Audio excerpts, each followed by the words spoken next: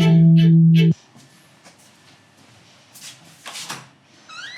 sir. Hi. Good to see you. कैसे हो आप? Great. मैं ठीक हूँ. How are you? All well sir. Beautiful place. Great.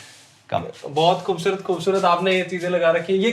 ये कहाँ की है? 1857. ये 1857 के ऊपर हमने सहमत ने एक एग्जीबिशन की थी. अच्छा तो ये उसका दिल्ली 1857 में. अच्छा. तो उस पर हमने ये पोस्टर बनाया था. राम रहमान ने बनाया था ये पोस्टर. अच्छा. जो बहुत बड़े डिजाइनर हैं और आर्किटेक्चरल फोटोग्राफर हैं.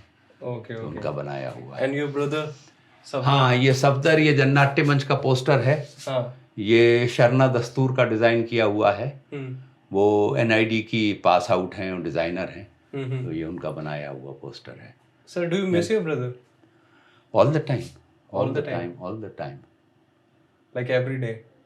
Almost every day on something or the other. You remember? अच्छा. Yes. तो आप अपनी आर्ट के जरिए फिर थोड़ा वो करते हो? नहीं, अब आर्ट वार्ट तो क्या है, बट अपने एक्टिविटी में उसको one tries to. Yes. अच्छा. मैंने स्टार्टिंग में इमोशनल वाला क्वेश्चन पूछ लिया. So this is your library sir? हाँ, this is part of my library. Okay. And इसमें किताबें मेरी भी हैं, मेरे फादर की भी हैं, मदर की भी हैं. They whole lot of books inside there.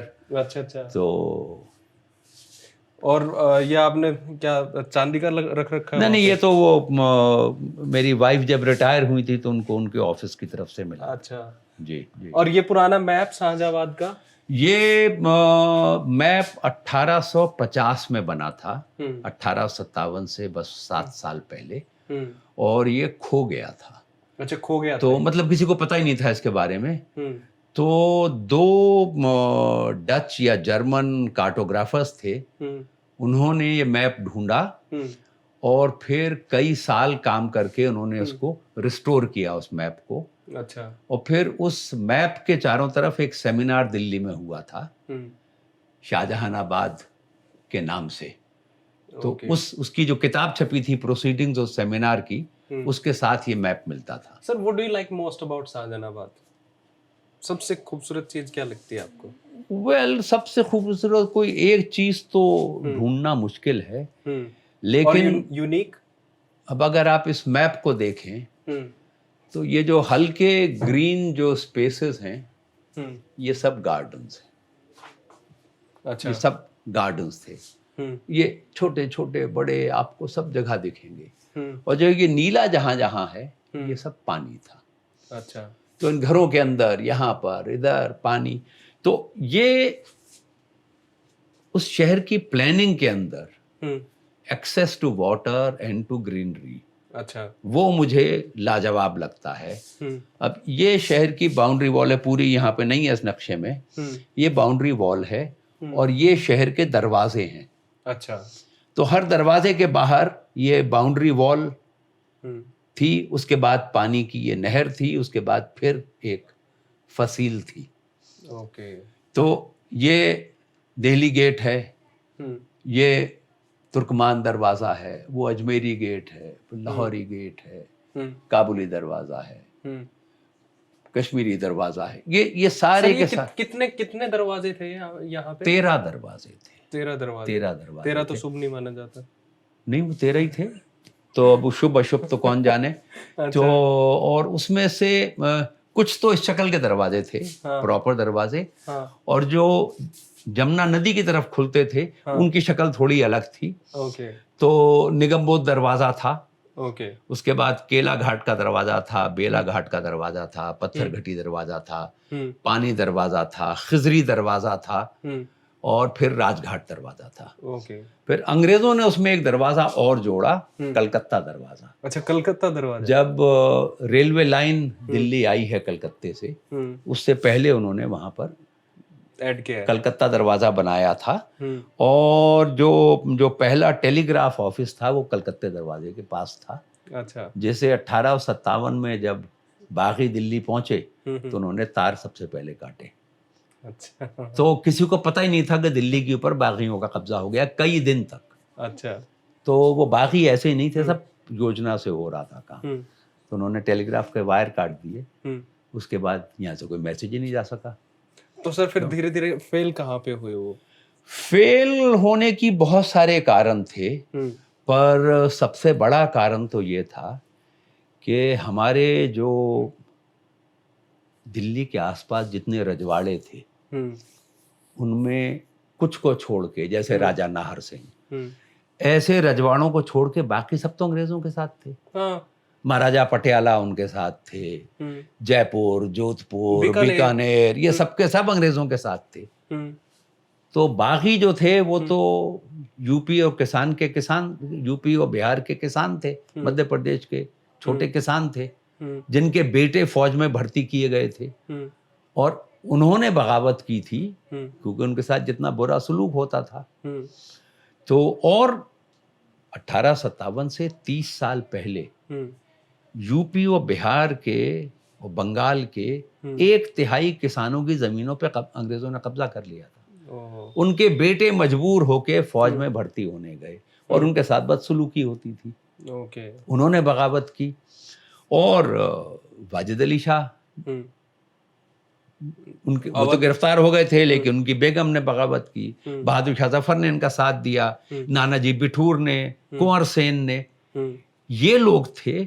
इनमें से किसी के परिवार का कोई निशान नहीं बचा है। Oh my God. तो 6th बंगाल इन्फेंट्री थी ना? हाँ, वो उस वक्त की सबसे बड़ी सिंगल स्टैंडिंग आर्मी थी। 1,35,000 की फौज थी। ओके। उसमें 1,30,000 बगावत में शामिल थे। क्या बात है। और एक नहीं छोड़ा इन्होंने, उनके घरों में जा के अगले 2 साल तक, नाम थे उनके पास, बाप का नाम था, गांव का नाम था। जब बगावत कुचल दी गई तो वो फौजी वापस चले गए अपने अपने घरों में। उनके ऊपर भगोड़े होने का इल्जाम लगा के और एक को मारा, एक। अच्छा, एक 30 पूरे के पूरे? एक नहीं बचा उनमें से। Oh my God. तो और ये राजे रजवाड़े सारे बचे हुए थे क्योंकि वो अंग्रेजों के साथ थे और आज भी बचे हुए हैं। सर, इसमें एक इंटरेस्टिंग चीज मुझे ये लगती है, केसी यादव एक हिस्टोरियन हुए हैं हरियाणा से। वो ये क्लेम करते थे कि भाई जो म्यूटनी थी वो 10th ऑफ मई को स्टार्ट हुई। तो वो ये कहते हैं कि भाई मेरठ से स्टार्ट हुई। तो वो कहते हैं कि भाई वो इवनिंग में हुई थी, पर अंबाला में 10th ऑफ मई को मॉर्निंग में ही स्टार्ट हो गया था। पर मेंशन ज्यादा मेरठ का होता है। अब वो पता नहीं, क्योंकि कुछ लोग कहते हैं कि वो जो वहाँ उसने गोली चलाई थी ना, वो जो बंगाल में जिसको फांसी हुई, मंगल पांडे, लोग कहते हैं बगावत तो वहाँ शुरू हुई थी। तो ये इंटरप्रिटेशन की बात है। जो बुनियादी चीज है कि सस्टेन किसने किया। ये मेरठ के बागी थे जो दिल्ली गए और उन्होंने बहादुर शाह जफर से कहा कि आप कमान संभालो। उसके बाद उन्होंने 4 महीने दिल्ली पे कब्जा करके रखा। तो यहाँ वहाँ छुटपुट बहुत सारी हुई होंगी। तो सर इसमें सॉरी टू इंटरप्ट, एक चीज मैं ये पूछना चाह रहा था कि जब वो बहादुर शाह जफर के पास जाते हैं तो क्या उन जो जितने भी ये बागी लोग थे उनको ये कोई आइडिया नहीं था कि भाई ऐसा हो सकता है कि इनका राज पलट के हमारा राज हो? रादर उनको ये लगा कि भाई एक सिंबॉलिक रिप्रेजेंटेशन ये राजा दे सकता है, तो हम इसी के पास जाते हैं और इवेंचुअली राजा ही आएगा। वो अपने राज की तो वो कल्पना ही नहीं थी, वो समय पहले का था। लेकिन ये अभी उनकी प्रोफेसर अमर फारूकी का काम है इसके ऊपर। तो उन्होंने जिक्र किया था, अभी हमने एक वॉक की उसमें, कि बहादुर शाह जफर का एक बहुत ही क्लोज वो था अटेंडेंट जो वहां पर था उस टाइम जब ये बागी पहुंचे हैं। और उसका जो बयान था कोर्ट में हुआ था जब बहादुर शाह जफर के ऊपर केस चला है, लेकिन अंग्रेजों ने वो उसको कंसिडर ही नहीं किया और उन्होंने झूठे इल्जाम उनके ऊपर लगाए। अच्छा। तो वो ये कहता है कि जब ये बागी, और उन्होंने ये कहा कि बागी बदतमीजी कर रहे थे और वो बहादुर शाह जफर की दाढ़ी नोच रहे थे, ये सब बकवास है। ऑब्वियसली ये सब बकवास है। वो आए और उन्होंने कहा कि हमको आपका आशीर्वाद चाहिए और आपकी सहायता चाहिए। तो बहादुर शाह जफर ने कहा कि देखो, मैं एक तो बूढ़ा बीमार आदमी हूँ, मेरे पास फौज नहीं है, मैं अंग्रेजों की पेंशन पे जिंदा रहता हूँ, मेरे पास पैसा नहीं। उन्होंने कहा हमको पैसा नहीं चाहिए, हमको फौज नहीं चाहिए, फौज तो हम हैं और जनता हमको सपोर्ट कर रही है, हमको आपका आशीर्वाद चाहिए। तो उसने उनके सर पे हाथ रख दिया। वो एक एक करके लाइन लगा के आए, सबने अपने सर पे हाथ रखाया और चले गए। ओके। तो ये वहां पर हुआ, वो उसने बयान दिया, लेकिन वो अंग्रेजों ने तो कह दिया कि ये तो बागी है और ये है वो है, और उसको मतलब हिंदुस्तान पे आके कब्जा आपने किया, और बहादुर शाह जफर के ऊपर आपने देशद्रोह का केस लगाया, उस पे देशद्रोह का केस लगाया ना। और सर एक इंटरेस्टिंग बात ये भी कही जाती है कि बहादुर शाह जफर हमेशा डिसीजन लेने में टाइम लगाते थे, पर उस दिन उन्होंने बड़ा इंस्टेंट डिसीजन लिया, हाथों हाथ। अब उस वक्त उन्होंने, मेरा ख्याल है ये ऑप्शन उनके पास होगा कि वो मना कर दें, और जो पूरी ट्रेडिशन था वो भी उनके जहन पे होगा, और उस पे दोनों के बीच में उन्होंने ये फैसला किया कि वो इनको, अच्छा, बागियों को समर्थन देंगे। ओके। तो अब किसी आदमी की क्या इंटेंशन थी वो तो कहना मुश्किल है, लेकिन उन्होंने उस वक्त जो फैसला लिया, हम तो उसकी बिना पे तय करेंगे ना, आदमी के एक्शन पे तय करते हैं। मतलब वो एक मशहूर वो है कि you can't build a reputation on your intentions. Reputation तो जो आपने किया उसकी बिना पे तय होती है, अच्छी या बुरी। ठीक बात है। तो उस वक्त जो उसने फैसला किया उसकी बिना पे आप उसको जज करेंगे, उसके जहन में क्या चल रहा था हमको क्या पता है, किसको पता है। सर बहादुर शाह जफर से लाइब्रेरी पे आते हैं, जी इस साइड से आ जाओ। हाँ, तो सर ये आपकी उर्दू में, या मैं तो समझ नहीं सकता इनको। नहीं, इसमें ये तो उर्दू की किताबें हैं, ये इस्मत चुगताई के नॉवल हैं, ये इस्मत चुगताई के कलेक्टेड वर्क्स हैं, और उसके अलावा ये सफदर की बायोग्राफी जो मेरी माँ ने लिखी है। क्या बात। तो ये मेरे उर्दू में है? हाँ, ये उर्दू में है, ये इंग्लिश में भी छपी है, हिंदी में भी छपी है। ये मेरे नाना की पोइट्री के कलेक्टेड वर्क्स हैं। ओके। जिसपे मेरी क्या नाम लिखा है, मुझे पढ़ना नहीं आता। ये है कुल्लियात आजाद काकोरवी। अच्छा। आजाद उनका नाम था, पेन नेम था, काकोरी के रहने वाले थे। कुल्लियात इज कलेक्टेड वर्क्स। ओके। उनसे पहले एक सिलेक्शन उनका छपा था नवाए आजाद के नाम से, ये मेरी मदर ने एडिट किया था। ये वो है, ये उनके कलेक्टेड वर्क्स हैं। तो ये फिर और बहुत सारे पोइट्स के हैं, ये मीर है, ये मीर के ऊपर 4 वॉल्यूम का काम डॉक्टर प्रोफेसर शम्सुर रहमान फारूकी का है, शेर शोरंगेज। ये गालिब के खतों का कलेक्शन है, ये गालिब के ऊपर अंग्रेजी में जो काम हुआ है। ओके सर, ये मैंडेला है, कौन है फिर? हाँ, रेनबो इन द नाइट। नहीं, ये तो डोमिनिक लेपेर। ओके, डोमिनिक लेपेर की किताब है। ओके। तो हाँ, ओके। तो सर इसमें आपका सबसे इंटरेस्टिंग बुक आपको कौन सी लगती है सबसे? आप देखिए, ये मेरा रेयर कलेक्शन है। नहीं, अब रेयर कलेक्शन तो मेरे पास नहीं है, क्योंकि रेयर कलेक्शन मेरे पेरेंट्स का ज्यादा था। अच्छा। पर जो जैसे अब ये मेरे फादर का कलेक्शन है, ये इंग्लिश लिटरेचर का। क्या बात है। जो ये रशियन लिटरेचर है, रूस क्रांति से बहुत पहले के जो ग्रेट राइटर्स थे, टॉल्स्टॉय और इन तमाम लोगों की। सर एक चीज मुझे समझ नहीं आती, मेरे को बड़ा ये out of the context question है। वॉर एंड पीस जो किताब है इनकी, उसमें जब आप देखोगे तो जो जनरल्स जो हैं वो फ्रेंच भाषा में बात कर रहे हैं। हाँ। और रशियन एरिस्टोक्रेसी जो है वो फ्रेंच बोलती है। हाँ। जर्मन के जो एलिट लोग हैं वो फ्रेंच बोलते हैं। हिंदुस्तान के एलिट लोग अंग्रेजी बोलते हैं। तो ऐसा क्यों है कि यहाँ की भाषा को, जहाँ नेटिव भाषा को एलिट बोलना पसंद क्यों नहीं करते हैं? नहीं, वो कुछ तो ये होता है कि जो शासकों की भाषा होती है वो फिर एलिट की लैंग्वेज बन जाती है, और एलिट भी तो उसी वर्ग में से आता है ना। तो जो फ्रांसीसी कल्चर था, फ्रेंच कल्चर था, उसका बहुत बड़ा इम्पैक्ट था, और ख़ासतौर से रूस को तो वो अनसिविलाइज मानते थे फ्रेंच लोग। तो जो रशियन एलिट थी वो सबके सब फ्रेंच को मानते थे। फ्रेंच कल्चर का बहुत उनके ऊपर प्रभाव था, और वो काफ़ी बड़े इलाके में था। तो अब हमारे यहाँ शुरू में, मतलब जब ये सल्तनत कायम हुई है, जब से लेके कोर्ट लैंग्वेज पर्शियन थी। हाँ, तो फारसी तो बहुत तो ऊपर के दर्जे की। तो फारसी में ही सारे सरकारी काम हो रहे थे। तो जिनको सरकारी काम करना था उनको फारसी पढ़नी थी। तो हमारे देश में भी कुछ लोगों ने फारसी पढ़नी शुरू की। वो धीरे धीरे लैंग्वेज बन गई, एक्सप्रेशन की लैंग्वेज, पोइट्री की लैंग्वेज। और उसके बाद बहुत बाद में मोहम्मद शाह के टाइम में उर्दू कोर्ट की लैंग्वेज बनना शुरू हुई। उसके बाद अंग्रेज आए, अंग्रेजों ने ऑफिशियल लैंग्वेज उर्दू बना दी पर्शियन को हटा के। तो फिर वो फैली। हमारे ये जो थे इंडियन पिनल कोड उर्दू में ट्रांसलेट किया गया था। तो वो फिल्मों में देखते होंगे ना, ताज़ीरात हिंद की दफा 307 के मुताबिक मैं तुम्हें उम्र कैद की सजा देता हूँ। तो ये सब ताज़ीरात हिंद जो है ये इंडियन पिनल कोड का ट्रांसलेशन था। अच्छा। तो फिर अंग्रेजों के जाने के बाद फिर ये लैंग्वेज वगैरह बदलनी शुरू हुई। तो सर जब ये पर्शियन थी तब तो ये भी कहा जाता था कि उर्दू तो गली नुक्कड़ की लैंग्वेज है, वो तो एरिस्टोक्रेट लैंग्वेज है ही नहीं। ऐसा क्यों था? और फिर जब वो थी लैंग्वेज ऐसी।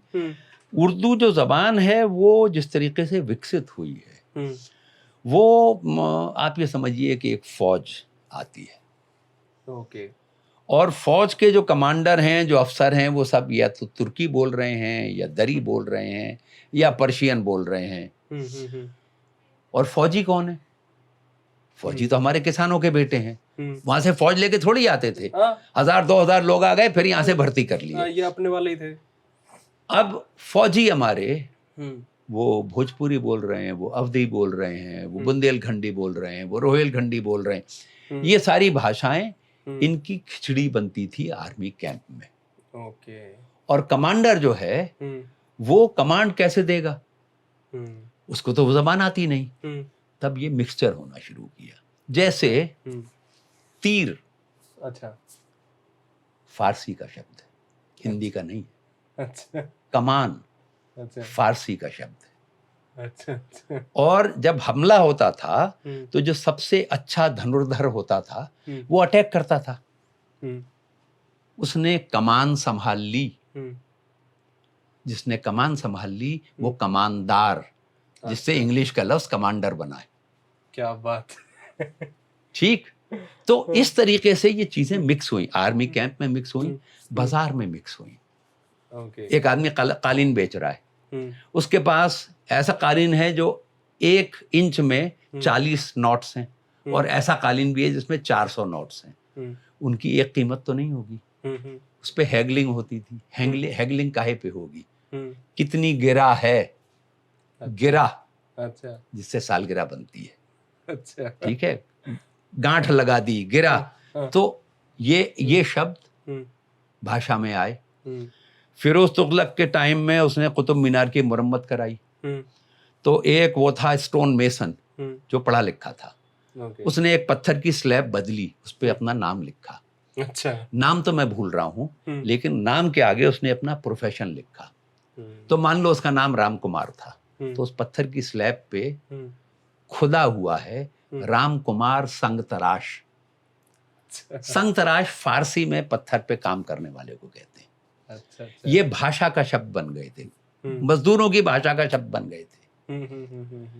जैसे आजकल आप इंजीनियर को एक्सीएन कहते हैं। कितने मजदूर जानते हैं कि एक्सीएन का मतलब क्या है? एग्जीक्यूटिव इंजीनियर एक्सीएन है जी, जेई साहब का ऑर्डर है। उसे नहीं पता जेई क्या, ये अफसर है, इसे जेई कहते हैं। तो इस तरीके से ये शब्द मिक्स होना शुरू होते हैं। सूफियों की दरगाहों में शिफ्ट हुए, ये मिक्स हुए। क्योंकि वो निजामुद्दीन ने एक बार उनसे कहा, खुसरो से, कि अवाम की जबान में लिखो ताकि हमारी बात उन तक पहुंचे। तो अमीर खुसरो ने दिल्ली की जो भाषा थी, जिसे हिंदवी कहते थे, उसमें शायरी करनी शुरू की। फिर खजुराहो जाओ, खजुराहो में आपको वो मिलेगा गाइड जो फ्रेंच जानता है, स्पेनिश जानता है, पोर्चुगीज जानता है, 5 ज़बानें बोलता है। उस जमाने में तो गाइड तो नहीं थे। उस जमाने में सराय होती थी। हाँ। हर 6-8 मील पर सराय होती थी। और सराय को चलाने वाला एक सराय वाला होता था, सराय का मालिक। उसके पास कभी कोई ईरानी बोलने वाला आ रहा है, कोई पर्शियन बोलने वाला, कोई टर्किश बोलने वाला। उनकी भाषाओं के शब्द उसने पिक करने शुरू किए। नान, अच्छा, है ना, हाँ, सालन, अच्छा, इस तरह के शब्द उसने पिकअप करने शुरू किए। हाँ, वो धीरे धीरे उस इलाके में कैरावैन सराय के सारे लोग वही भाषा बोलने लगे, खिचड़ी भाषा। ओके, उस भाषा का नाम हो गया सराइकी, अच्छा, सराइकी, सराइकी भाषा। ओके, और जितने पंजाब के बड़े सूफी हैं हाँ। उन सब ने सराइकी भाषा में शायरी की। ग्रेट, एक भाषा आर्मी कैंप में विकसित हुई जिसे लश्करी कहते थे, लश्कर की जबान। ओके, तो लश्कर की जबान है, सराइकी है, बाजार में एक जबान विकसित हो रही है, सूफियों की श्राइन में एक, वो सब मिक्स होती है गली मोहल्लों में, कारीगरों की जबान है, ओके, ये मिक्स होके वो उर्दू बनती है। ग्रेट, और वो जबान जो थी वो जब उसमें शायरी होनी शुरू हुई तो उसे रेख्ता कहने लगे। अच्छा, और जो बातचीत की जबान थी वो हिंदी कहलाती थी। ओके, और जब उसे लिखना शुरू किया गया तो वो पर्शियन स्क्रिप्ट में लिखी जाती थी। ओके, तो जब पहली बार गालिब के खत छपे हैं, हाँ, अब तो ये खुतूत गालिब के नाम से छपे हैं, और ये मेरे प्रोफेसर थे, उन्होंने ये कलेक्शन किया है। सर कौन थे आपके प्रोफेसर? डॉक्टर खलीक अंजुम, अच्छा, दिल्ली यूनिवर्सिटी में केएम कॉलेज में पढ़ाते थे, हमने उर्दू पढ़ी किरोड़ी उनसे। मल, हाँ, तो वो जब ये छपी पहली बार, गालिब के खत छपे, उसका नाम था ऊद हिंदी, ऊद हिंदी, हिंदी की खुशबू, फ्रेग्रेंस ऑफ हिंदी। हिंदी जो जिस जबान को हिंदी कहते थे वो पर्शियन स्क्रिप्ट में लिखी जाती थी। अच्छा, वहां से शुरू हुई। ये हिंदी उर्दू की डिवीजन, एक मुसलमानों की जबान, एक हिंदुओं की जबान, एक पर्शियन स्क्रिप्ट में, एक नागरी स्क्रिप्ट में, ये तो अंग्रेजों ने शुरू किया फोर्ट विलियम कॉलेज में। सर हरियाणवी का भी कोई रोल है क्या कहीं आसपास? हरियाणवी लैंग्वेज का भी कोई रोल है क्या? हरियाणवी का है यार, हरियाणा का एक इलाका है, वो एक कमाल का वो है, शिलालेख है। एक गुजराती ट्रेडर दिल्ली आया, उद्धरा उसका नाम था, उद्धरा, हाँ, और उसने पालम गांव में एक बावली बनाई। ओके, और उस बावली पे उसने एक इंस्क्रिप्शन लिखी जो उस वक्त की जो स्क्रिप्ट थी, वो नागरी तो नहीं थी, कोई और स्क्रिप्ट है, तो पुरानी संस्कृत वाली स्क्रिप्ट होगी।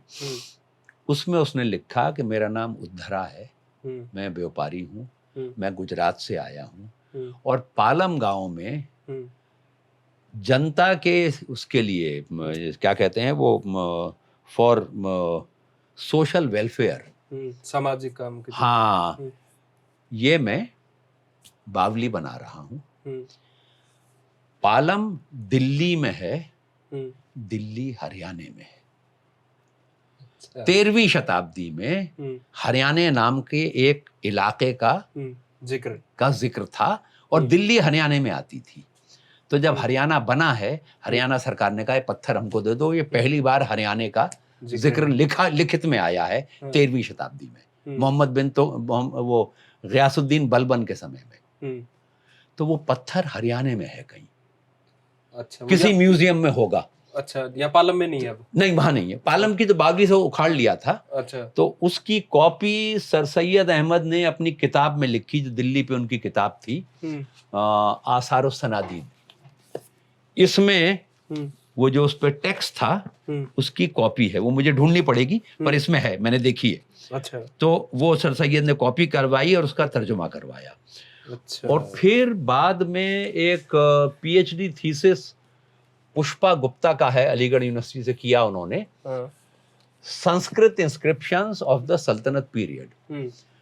तो उसमें उन्होंने उसका तर्जुमा लिखा है, वो रिप्रोड्यूस किया, उसका ट्रांसलेशन है, कमाल का ट्रांसलेशन है। अच्छा, वो ये कह रहा है कि दिल्ली हरियाणा में है, पालम जो दिल्ली में है, दिल्ली जो हरियाणा में है, और दिल्ली पे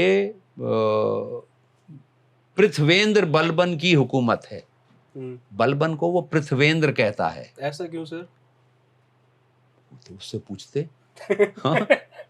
पर लोग जो थे वो राजा था, तो उसको पृथ्वेंद्र कहा जाता था। अच्छा। उसने लिखा पृथ्वेंद्र बलबन की हुकूमत है, खलिहाने अनाज से भरी हुई हैं, और औरतें बाजार में सोने के जेवर पहन के बिना डरे घूमती हैं, और भगवान विष्णु को चिंता करने की जरूरत नहीं है। क्या बात है। वो क्षीर सागर में शेषनाग की शैया पर आराम करें और चिंता न करें, क्योंकि दिल्ली में पृथ्वेंद्र बलबन की हुकूमत है। ये उस पत्थर पे लिखा हुआ है। गजब। आइए सर वहां से जी जी जी जी जी जी जी जी जी।